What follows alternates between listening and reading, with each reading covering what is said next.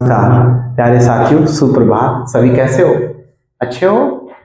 मुझे लग रहा है कि आप अच्छे ही होंगे। ठीक है, इस क्लास के अंदर अपन करंट अफेयर से संबंधित हमेशा दैनिक मुद्दों की बातें करते हैं और इसी मुद्दों के क्रम में मैंने आपकी इससे पहले जो क्लासें थी उसके बारे में मैंने आपको कुछ जानकारी दी थी। सबसे पहले नोबेल पुरस्कार से संबंधित अपन ने जानकारी ली। इसके बाद इजराइल से संबंधित इजराइल गाजा जो पीस 2025 से संबंधित बात की थी। ठीक है, और इससे संबंधित मतलब बहुत कुछ ऐसी बातें थी जिसके बारे में कल भी बातें हुई थी। आज की बातें जो मैं बता रहा हूं वो विशेष रूप से एक सूचकांक से रिलेटेड है। ये सूचकांक है विश्व भूख सूचकांक, जिसे बोलते हैं global global hunger hunger index. ठीक है, ये बोलते हैं ग्लोबल हंगर इंडेक्स 2025, जिसे हिंदी में बोलते हैं वैश्विक भूख सूचकांक 2025। तो ये एक जारी हुई है।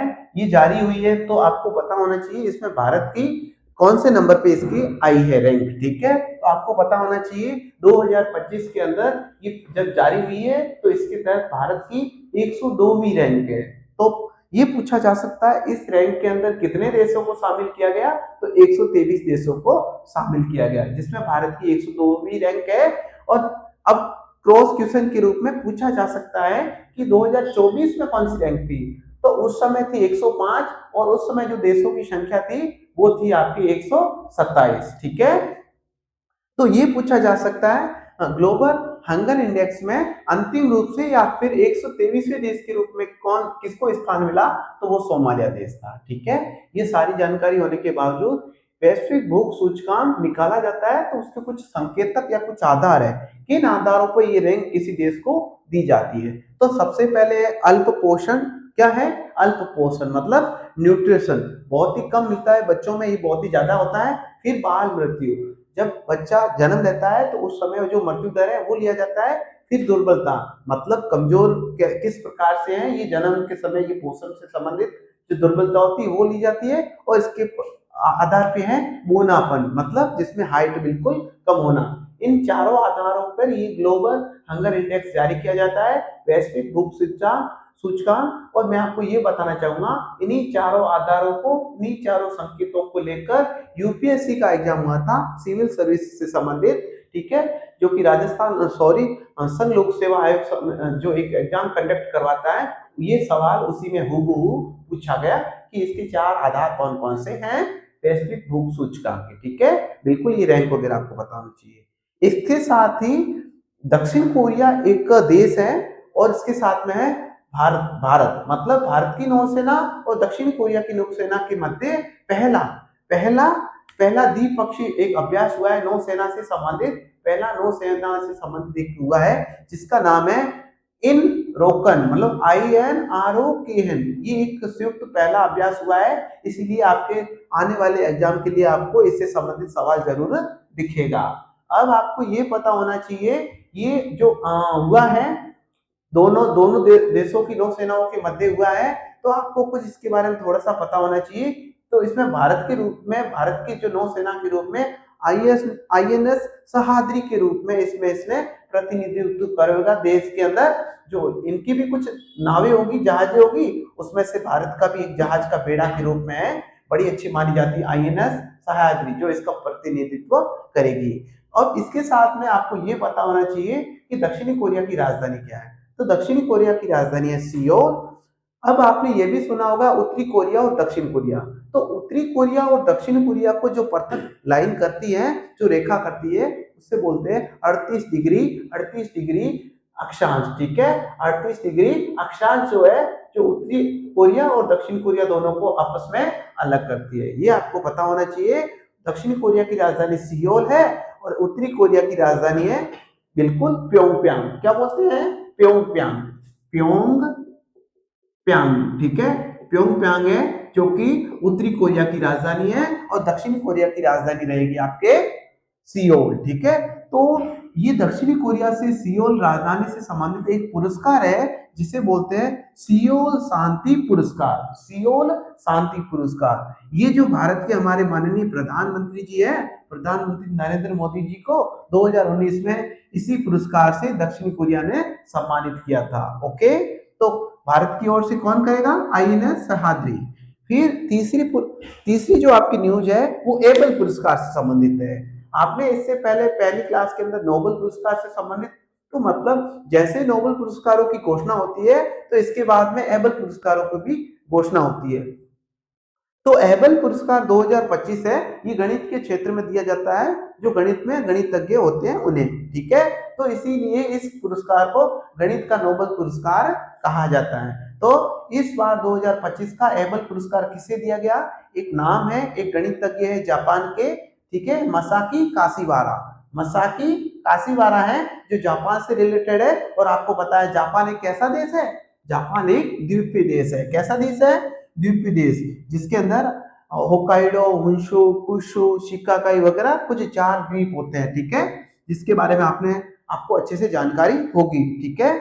जापान की राजधानी क्या है? टोक्यो। जापान 4 द्वीप हैं, होक्काइडो, हुंशु, क्यूशु और शिकाकाई, ठीक है। ये चारों द्वीपों के रूप में जनसंख्या पाई जाती है और जो इसकी राजधानी है वो जापान है। फिर इसके तहत एबल पुरस्कार के तहत जो धनराशि दी जाती है 7.5 मिलियन क्रोन, ठीक है, क्रोन दे रखा है। क्रोन मतलब होता है नॉर्वे के द्वारा ये दी जाती है, तो नॉर्वे की मुद्रा है, इसी को बोला जाता है क्रोन, ठीक है। कितनी धनराशि है? 7.5 मिलियन क्रोन, नॉर्वे की मुद्रा। अब ये पुरस्कार क्यों दिया जाता है? यह पुरस्कार 2002 में नॉर्वेन संसद, मतलब नॉर्वे की संसद थे, उसके द्वारा निल्स एनरिक हेबल की 200वीं जयंती बनाई थी, उसी के उपलक्ष्य में तब से ये दिया जा रहा है। ये आपको इतना पता होना चाहिए। ये है गणित का नोबेल पुरस्कार। सबसे पहले नोबेल पुरस्कार 6 श्रेणियों में दिए जाते हैं, जिसके बारे में अपन ने अपनी पहली क्लास में पढ़ा था। इसके बाद में है एक संस्था है जिसका नाम है IUCN, ठीक है। IUCN की विश्व संरक्षण सम्मेलन एक हुआ है अबू धाबी UAE में। तो ये IUCN एक जिसका फुल फॉर्म है international union for conservation of nature and natural resources, इससे संबंधित है। और ये एक सम्मेलन हुआ है अबू धाबी UAE, मतलब संयुक्त अरब अमीरात की राजधानी है अबू धाबी में ये हुआ है। तो आपको पता होना चाहिए ये क्या है। तो इस सम्मेलन के द्वारा IUCN नाम की एक संस्था के द्वारा एक डाटा जारी किया जाता है, मतलब विश्व के अंदर कुल कितनी प्रजातियां हैं और कितनी प्रजातियां जो समाप्त होने के या समाप्त या विलुप्त होने के कगार पे है, उनका एक रीड डाटा के रूप में डाटा जारी किया जाता है। किस संस्था के द्वारा? IUCN के द्वारा, ठीक है। तो IUCN के बारे में आपको ये कौन सम्मेलन किसने लगवाया? IUCN संस्था ने ही, ठीक है। और तो पता होना चाहिए इसका मुख्यालय कहाँ है। तो इसका मुख्यालय है वो आपके ग्लैंड, स्विट्जरलैंड में 1948 में स्थापित हुई थी। फिर IUCN के द्वारा 1964 में रीड डाटा बुक लॉन्च की गई, ठीक है, रेड डाटा लॉन्च बुक की गई। इसके तहत जो विलुप्त होने वाले प्रजाति है उनके बारे में ये सारी डेटा रखता है। इसके तहत इस सम्मेलन के दौरान ये ज्ञात हुआ 1,72,620 प्रजाति कुल है, उनमें से 48,646, ठीक है, प्रजाति है जो विलुप्त होने के कगार पे हैं। तो आपको पता होना चाहिए ये जो IUCN है ये कुल प्रकार की 9 प्रकार कैटेगरी करता है, मतलब दुर्लभ, संकटग्रस्त, विलुप्त होने वाली, ऐसी कुछ 9 कैटेगरियां हैं जो इसके द्वारा जारी की जाती है प्रजातियों के रूप में। ये एक साल में 2 बार जारी की जाती है, मतलब रीड डाटा के रूप में, ठीक है। फिर जो IUCN के वर्तमान में महानिदेशक है गेथेर एगुइलर, ठीक है, गेथेर एगुइलर है जो वर्तमान में इसके महानिदेशक है। इसके बाद में है संयुक्त राष्ट्र मानवाधिकार परिषद UNHRC, ठीक है, United state human right council, ठीक है, एक परिषद है। इसके तहत ये परिषद है जो UNO की संयुक्त राष्ट्र संघ की, जो कि 24 अक्टूबर 1945 को ये अस्तित्व में आया, उसका 6 एक अंग होते हैं, उसमें से एक अंग है संयुक्त राष्ट्र मानवाधिकार परिषद। तो इस बार भारत को अगले 3 वर्षों के लिए, और ये मिला है भारत को 7वीं बार, मतलब इससे पहले भारत इसी परिषद का UNRC का 6 बार पहले अस्थायी सदस्य के रूप में रह चुका है। अब उसे ये 7वीं बार मिला है, जो कि 3 साल का 2026 के लिए, 2027 के लिए और 2028 के लिए ये इसकी सदस्यता करेगा। ठीक है, तो ये सारी आपको जानकारी होनी चाहिए। और संयुक्त राष्ट्र मानवाधिकार परिषद है, उसकी स्थापना 2006 के अंतर्गत होती है।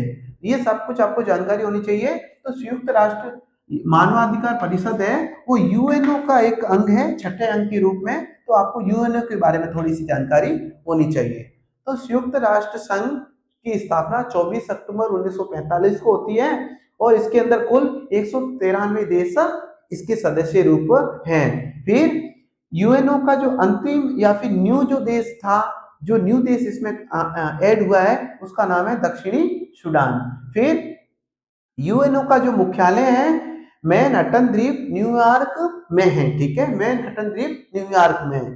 फिर यूएनओ के महासचिव के रूप में कौन है वर्तमान में? तो एंटोनियो गुटेरेस। एंटोनियो गुटेरेस जो पुर्तगाली के नागरिक है। ठीक है, अब इसके साथ में मैंने ये बताया इसके 6 अंग है, जिसमें से एक है संयुक्त राष्ट्र मानवाधिकार परिषद, फिर है यूएनएससी और ऐसे कुछ 6 अंग है इसके। फिर आपको पता होना चाहिए ये संयुक्त राष्ट्र परिषद वगैरह मानव अधिकारों से संबंधित है। तो मानव अधिकारों का सबसे पहले घोषणा पत्र कब रिलीज हुआ था? तो ये अक्सर एग्जाम में पूछा जाता है। तो 10 दिसंबर 1948, 10 दिसंबर 1948। फिर है विश्व मानव अधिकार दिवस कब मनाया जाता है? विश्व मानवाधिकार दिवस है जो 10 दिसंबर को मनाया जाता है। इससे पहले अपन ने नोबेल पुरस्कार पढ़े थे, तो मैंने बताया था आपको कि इसकी घोषणा हुई है और ये दिए कब जाएंगे? 10 दिसंबर को दिए जाएंगे। आज की न्यूज के लिए इतना ही रहेगा मेरे हिसाब से। जो मैंने आपको जो चीजें दी हैं, ठीक है, वेरी वेरी इंपॉर्टेंट होंगी। एक बार आप देख लीजिए वैश्विक भूख सूचकांक जो कि 102वीं रैंक है 2025 में और 2024 में 105वीं हो जाएगी। फिर 123वें स्थान पे सोमालिया है और इसके 4 आधार है, इसी आधार पे ये सूचकांक जारी किया जाता है। तो यूपीएससी ने इससे सवाल एक पूछ लिया है। ठीक है, यूपीएससी इससे संबंधित एक इन चारों संकेतों के रूप में पूछ चुकी है।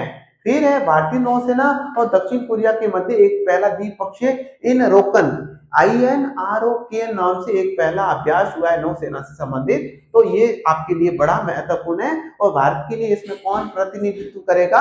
INS सह्याद्री। ठीक है, और ये भी पूछा जा सकता है कि दक्षिण कोरिया की राजधानी क्या है? सियोल। ठीक है, और सियोल और अंतरराष्ट्रीय पुरस्कार कौन सा है? सियोल शांति पुरस्कार जो नरेंद्र मोदी को दिया गया था। फिर है एबल पुरस्कार जो गणित का एक नोबेल पुरस्कार के रूप में। मसाकी काशिमिरा जापान से सम्मिलित एक 7.5 कह दो या 7.5 मिलियन क्रोन नार्वे मुद्रा पुरस्कार राशि। फिर IUCN जो कि एक डाटा जारी करती है, इसके द्वारा रेड डाटा बुक, लाल बुक कह सकते हो, 1964 में 9 कैटेगरी में साल में 2 बार जारी की जाती है और ग्रेटे लेगुअर इसके महानिदेशक वर्तमान में हैं। फिर इसके साथ में है यूएनओ। ठीक है, जो कि एक इसकी संस्था है जिसके द्वारा संयुक्त राष्ट्र मानवाधिकार परिषद है, इसका भारत 7वीं बार 3 साल के लिए सदस्य बना है। फिर अपन ने यूएनओ के बारे में अच्छे से जानकारी प्राप्त की है। मेरे हिसाब से आज जो मैंने आपको जो डाटा दिया है, जो आपको न्यूज दी है, वो किसी न किसी एग्जाम के लिए वेरी वेरी इंपॉर्टेंट रहेगी। आज के लिए इतना ही, फिर मिलते हैं अगली सुबह एक नई ताजा ऊर्जा के साथ। जय हिंद, जय भारत।